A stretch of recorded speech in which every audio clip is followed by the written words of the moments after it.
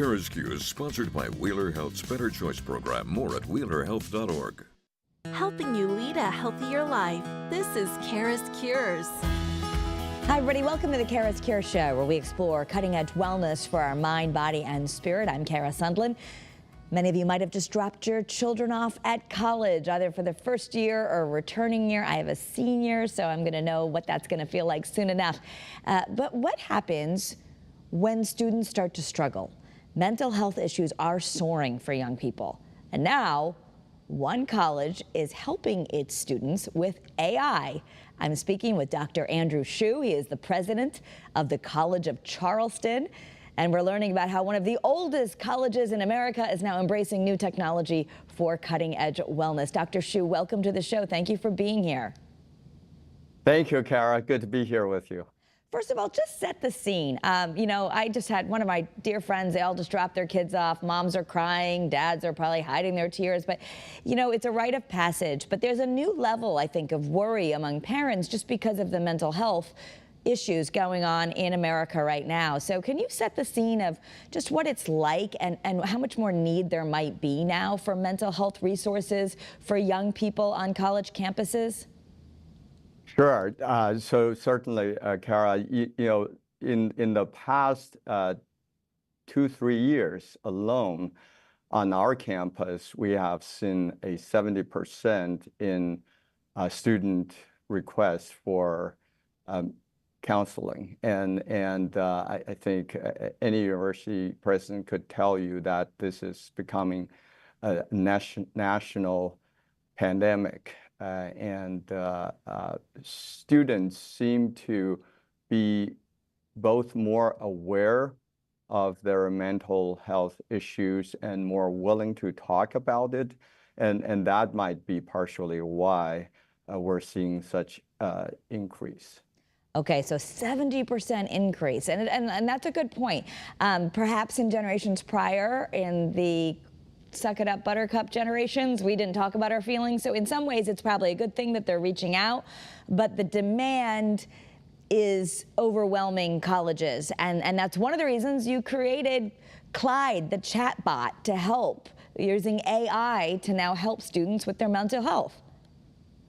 Yes, indeed. So we certainly have seen this need for a long time. And of course, in higher education, budget is always an issue. We just can't hire counselors fast enough to meet the need of our students. So we became one of the first universities in the nation to adopt AI to start to help our students. And Clyde, of course, is the name of our mascot, Cougar, Clyde the Cougar. And of course, we named it Clyde the Chatbot. And we started this service last fall, August of 2013, and we have seen such a overwhelming success with this tool. Yeah. Our students seems to be very comfortable in talking to Clyde. I was looking in preparation to speak to you today, you're showing huge success. 77% of your student responses say they actually like texting Clyde. And you're even seeing, it says 108 students said they didn't feel like they had a support system back in fall of 2023. And then now only 21 of those students feel the same way. So you're seeing it actually make an impact. Indeed, initially we were a little concerned, who wants to talk to a chatbot, right? Who wants to talk to AI and the computer? And so we asked students to opt in instead of just forcing that onto every student. And to our surprise, 96% of the students actually opt in, which is much better than what we have initially hoped for. And fully 62% of our students are actually active texting with Clyde. And just the first semester, we had 57,000 text messages from the students to our chatbot. And our chatbot, of course, were able to flag students who needed more intervention and more help. And in fact, Clyde flagged almost 1,000 individual students, and our staff then reached out and tried to help them. So it's been in real time, 24/7, helping our students. Well, and in this generation especially, I think really all of us, but we just had a story in the news how they're using AI at the Institute of Living, which is a premier mental health institution here in Hartford, Connecticut, and they're using it to establish patterns. So people are texting and the AI is tracking them, and they can even tell, the AI can tell fluctuations in that person's voice over time, or other things that humans might not be able to tell. So on some level, it seems impersonal. On another level, you're seeing that it's identifying people who then really need human help, and you can get to them in case they didn't reach out to you. Right. In addition to just waiting for students to text Clyde and talk about their problems and identifying them, Clyde actually is very active. Every 7 to 10 days, Clyde would send out a message, text message to our students. And for example, the first message is right after our freshmen come on campus and have been here for a week or so. And the message is, are you homesick, or do you need you need our help to find friends, or so it continuously check the temperature of our student mental health and proactively trying to help. So I think if I can play devil's advocate, that maybe people would be like, oh, I'm not telling the chatbot, or I don't want to tell it how I really feel, or what if they store this information and someday a job can find out about this? Can you allay those fears? Yeah, so certainly that's why we ask students to opt in if they really want to talk. And of course, we tell students that we are not keeping track of who is sending what message unless a student is identified as needing immediate help. And to our surprise, students seem to feel more comfortable talking to Clyde than to a staff. So I think it's a generational thing. This generation growing up texting their friends, texting mom and dad, and to them texting about their feelings and their struggles seems very natural. Yeah. So walk me through this. Let's say one of our kids is struggling, and maybe we would love them to call mom or dad. Maybe they do, but we can't help enough, or they're not opening up enough. So what happens? If they're having a bad day, they text Clyde, or how, in real time, how does this work? Yeah, so Clyde does more than mental health, right? So Clyde really is that student assistant that is there 24/7 for students to ask any questions. And so, for example, a student didn't know where his or her next class is. He could ask Clyde, what's going on? I can't find my classroom, and Clyde will be able to help. Or ask about office hours or library hours and so forth. So Clyde helps in many different ways. However, Clyde is particularly sensitive to student well-being, and it's normally through these proactive checks that we would find out if a student is having issues or not. Very rarely a student all of a sudden just remembered, oh, I'm having difficulties, why don't I text Clyde to see if he can help? But normally it's, are you homesick, or are you feeling lonely? And it's students' response to those proactive messages that where we would typically figure out if a student is actually needing help. Gotcha. Right, because so often we tell people when you need help, reach out. But if someone's feeling depressed, they may not. So this is sort of prompting the kids. Okay. Exactly. Do you see this as a model for other colleges, other universities, that this is just the beginning of what we can do to help students who might be struggling? I certainly do think that is a model that other universities could easily adopt because, clearly with someone there 24/7, I don't think any university could afford this kind of service to their students without the help of AI. And as you mentioned, 70% of our students really feel that was very helpful to them. And if you have a situation where your kids and you don't know what to do, maybe this, you're in a fraternity or sorority and you realize that there's a child struggling with either substance abuse or even an emergency situation is coming on. So often we've wished, oh, I wish the kids had known what to do. If it's an actual risk of maybe someone taking their life or something more serious, a mental health emergency, is that also, would kids use Clyde so they can get help any hour of the day? So certainly that's something that Clyde can do, and then Clyde will immediately alert a staff or even potentially our public safety to intervene. But obviously we also have other system where a student could or a faculty could submit an online report to request help, immediate intervention. Immediate interventions, yeah. I know here in Connecticut we started a phone number, 988, that's just for that. And we'd like to educate folks that they can call that, and about 80% of the time it's just talking. They talk you through things. The other 20% they might send emergency services.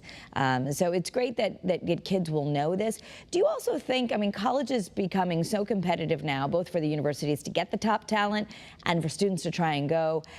Is bettering student mental health something that you focus on, just like you focus on the pillars of academics?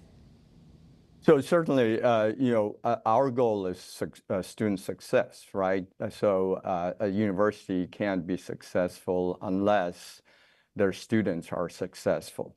And student success are really determined by their success in the classroom, inside the classroom, that meaning their academic success, and their success outside of the classroom, meaning that they're happy, they're mentally healthy, they can find friends, they feel a sense of belonging.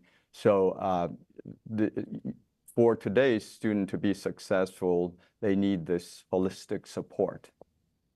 Yeah, and we're going to just take one quick moment because we have a word from our sponsors where we also want to better mental health in that way. So Dr. Shu, I'm enjoying our conversation about using AI for mental health in college. We'll be right back.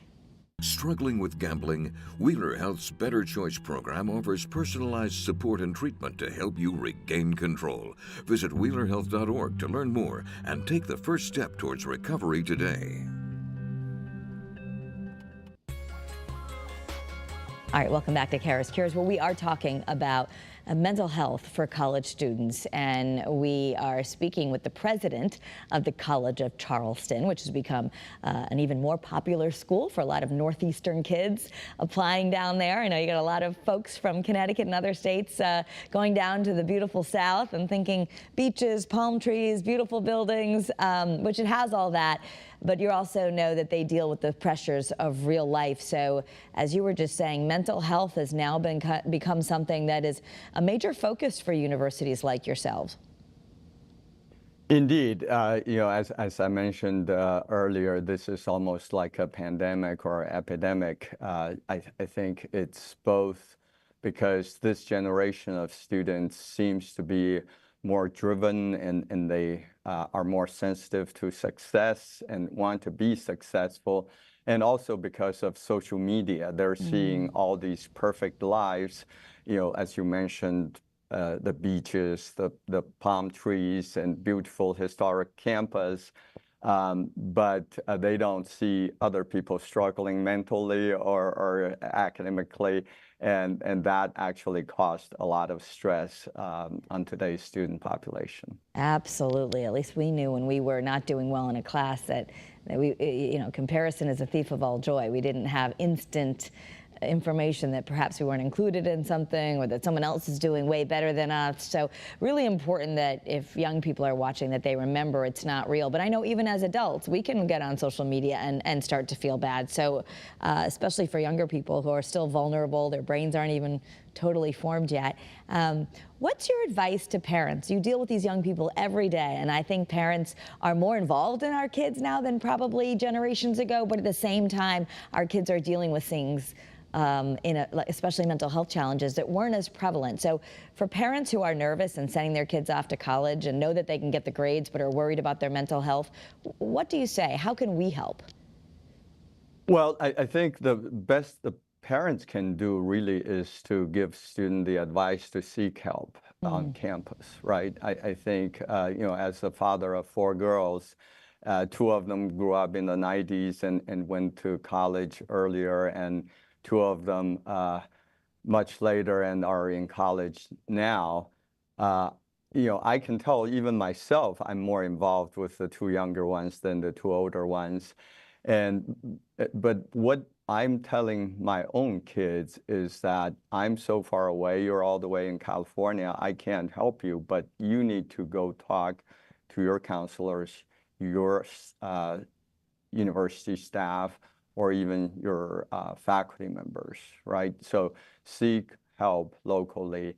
And the other is, as a parent, the best we can do is encourage them to get involved. Oftentimes mental health is caused by students trying to work it out alone on themselves, on their own. And they don't realize that instead of texting your friends, you really need to spend time with your friends, and that will really help you resolve your stress. So I guess participate and seek help is probably the best advice a parent could give to their students. And what I hear from you also is these numbers are huge. You've got a 96% of kids opting in to use Clyde. You see 70% of services, requested service for mental health have increased. So in one sense, we realize, like you said, it's an epidemic, but other times there's less shame. Kids are actually reaching out. And I think that's what I'm hearing from you as well, that we need to also encourage our kids that this is normal and that there should be no shame in feeling like you're struggling with depression or anxiety or feeling down. Indeed, I think telling students or children, or in this particular case, young adults, that these are the normal feelings of going through this rite of passage is really important. I think today's children, the way they grew up with more parental involvement is such that they feel everything should be perfect, just like TikTok and YouTube, right? And I think helping them to understand that,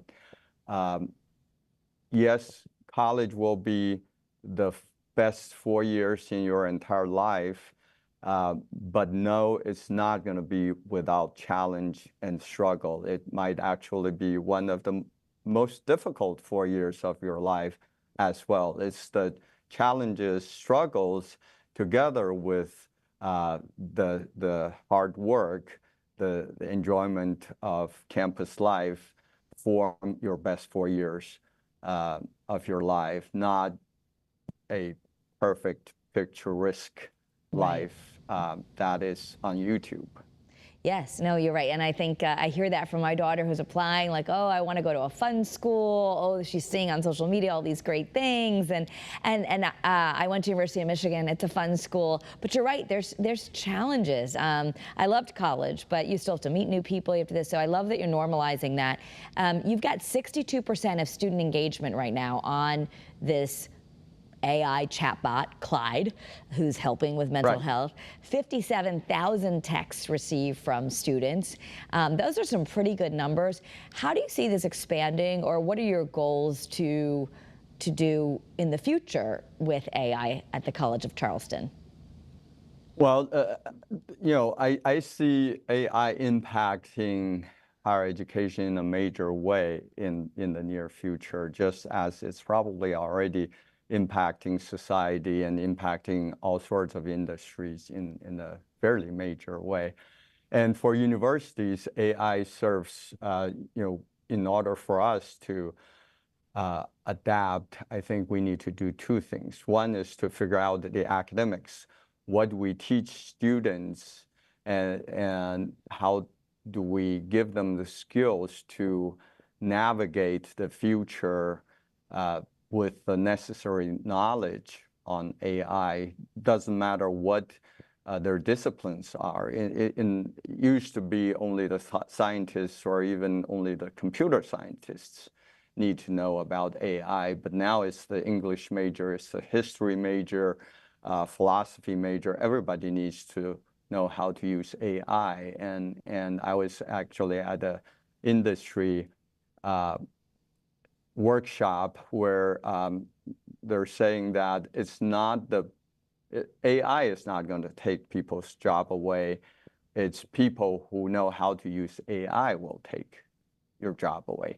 So we need to prepare our students for this future. And the other side of using AI in higher education really is how do we improve our service to our students as well as our operational efficiency on the university campus by applying AI. And in fact, we have now a committee on campus that is looking into that on a daily basis. They already came up with a multi-year plan. In year one, we already have for this semester 4 speaker series that started, numerous workshops planned, monthly meetings for faculty to discuss how to teach AI in the various disciplines, and certainly in the student support area, we're looking at using AI in many different areas. So student health, mental health certainly is one of them, but admissions, fundraising, marketing and communications, all of these various divisions are now looking at how do we use AI to improve. Yeah, which is interesting because in high school, of course, the messages that I hear more loudly are making sure that you're not using AI to cheat, or we're going to know if your papers were used, or so you're in this crossroads of learning how to befriend it. And at least right now, one place that you're seeing in the world of psychology and mental health, you're seeing a lot more upside than downside. Certainly, I do think so. And of course, as any faculty's first response or any school teacher's response is, how do we prevent students from cheating? But I think after that initial shock, the discussion is how do we teach students how to use AI? And certainly in the student mental health area, we have seen a lot more positives than negatives by using AI. So just so we can, for those who are maybe not as tech savvy, if you have just your regular, cell phone, is it that you download Clyde, or everyone on campus has an app, or how do you interact with Clyde? Yes, Clyde is an app. And of course, there's an AI platform behind it that is providing all the intelligence. But a student would download Clyde during their freshman orientation. And of course, they're asked or encouraged to use it. They can opt out if they don't want to, but most students prefer to stay engaged. And that is really encouraging to us. And Dr. Hsu, you've got about, if I'm right, about 10,000 students at the College of Charleston, is that right? Right now, it's closer to 12,000, but who's counting? Okay, 12,000. Okay. So do you see this? I mean, when people are going to, you've already seen a 70% increase, and you couldn't possibly hire that many humans, you said, to handle all the requests for mental health. So even in larger universities, do you see this as even an opportunity, a bigger challenge, and perhaps an opportunity to even help more people? I would think that at bigger universities, it probably would help more. For our campus, with a relatively small campus, we estimated that within one semester, we probably saved 230-ish hours of our staff work by just using Clyde. And, enlarged or scaled that up by 5 times if you go to a major, large public school. I would think that, because these chatbots, they don't mind working harder, right? And they have all the speed and time that you would need to respond to any number of requests from students. So I would say yes, the bigger the campus, the more benefit that you would reap from an application like this. So in our final, we have 2 final minutes of the show, and I like to just make sure we're summing up for folks, but this is something I think that can make parents feel better. And of course, if you do have a future psychology major, my daughter's thinking of that, it doesn't mean you're not going to have jobs, because like you said, you couldn't possibly reach out with humans to all the need that you're having. So this is more AI helping in the moment, and then referring and helping humans even maybe have data that could help them help better. Indeed, like I mentioned very briefly earlier, AI is really not going to take jobs away from anybody. It's people using AI to better serve our society that is going to dominate in future workforce. And whether you're a physician or you're a psychiatrist or a counselor, I think AI is just going to help you do a much better job. Yeah. Well, Dr. Hsu, thank you so much for being here. I think it's fascinating, and I think for parents, it's really nice to know that universities are investing energy and time thinking about this issue, in addition to the academics we know our kids need, but educating the whole person becomes more and more important. So we want to thank you for being here on Kara's Cures today, and good luck with another year at the College of Charleston. Well, thank you, Kara. It's such an honor to be here, and everyone come down to Charleston and visit with us. Absolutely, absolutely. I know it's a popular place with the kids up here. You got some beautiful weather down there and some nice cinnamon almonds. Okay, we'll see you later. We do. Dr. Hsu, thank you. And thank you for watching. Have a great day, everyone, and be well.